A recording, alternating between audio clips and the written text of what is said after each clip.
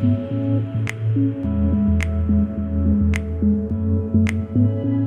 soc en Joan Puig i soc el director adjunt d'IRIS, IRIS Technology Solutions.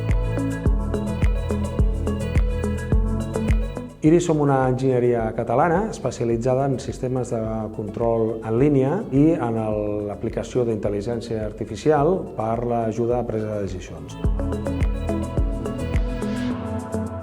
Som la PIME número 1 a Espanya i la quarta a Europa en projectes internacionals de recerca i desenvolupament.